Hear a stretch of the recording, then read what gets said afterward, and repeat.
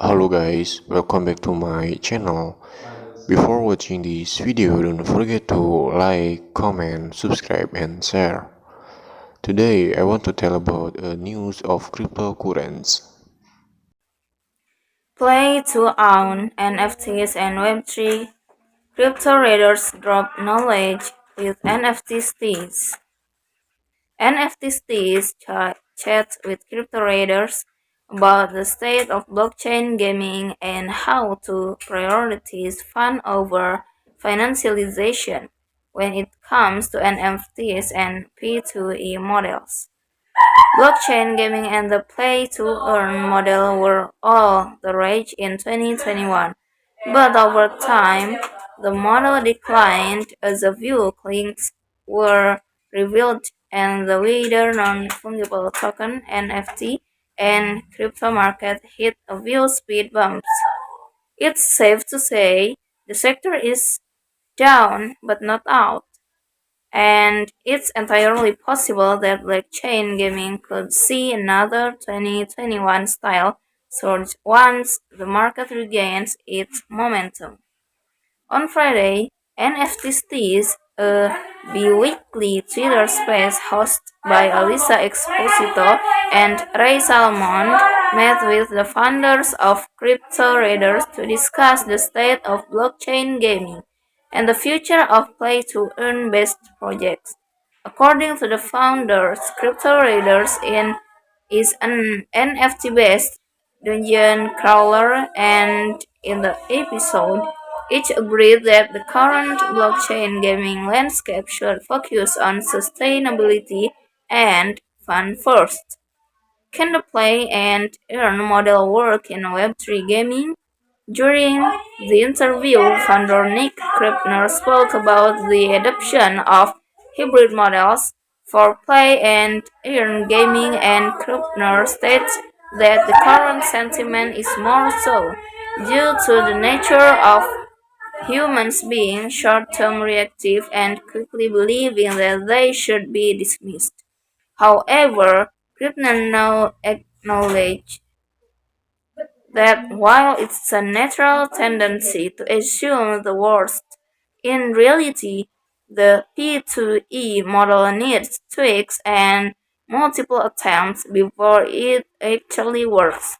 In fact, the team at Crypto Raiders has been hunkering down and sorting the possibilities of hybrid models and how that can function as an interplay of gaming done on and off the blockchain. Scribner said that it's more important to denote where do the player earnings come from. This net sentiment stems from the current landscape of play and earn models that generally derive their earnings from new players, which is why it's often seen or portrayed as a Ponzi. According to Krimner, a hybrid model would appear as both pay-to-pay P2P and free-to-play F2P. In this hybrid model, new players could easily enjoy the game for free without need sources, or, in this case, in-game assets farmed by P2P players' progress. Fun over financialization is the path to mass adoption. When asked about concern of fun gaming being monetized, traders recognize that traditional and Web3 gamers are each worried that the monetization of gaming mechanic could tarnish their hobby. As a solution, crypto traders prefers play to earn rather than play to earn, as a way to drive home the value players receive with prevalence compared to that of AAA gamers. Although many gamers have expressed their desire to have more ownership and autonomy when it comes to gaming, Krubner states that it isn't surprising gamers think negatively of Web3 gamers. Gamers really push back against microtransactions.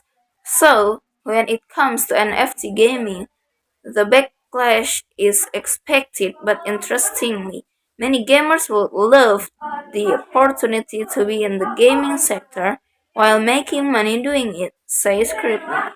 While traditional gamers appear to have a distaste for Web3 gamers, David Titarenko emphasized the importance of the game being accessible when it comes to adoption. In terms of onboarding and the success of a Web3 game, Titarenko framed the idea process as get your grandma in the Midwest to play it. Tune in and listen to the full episode of NFTs.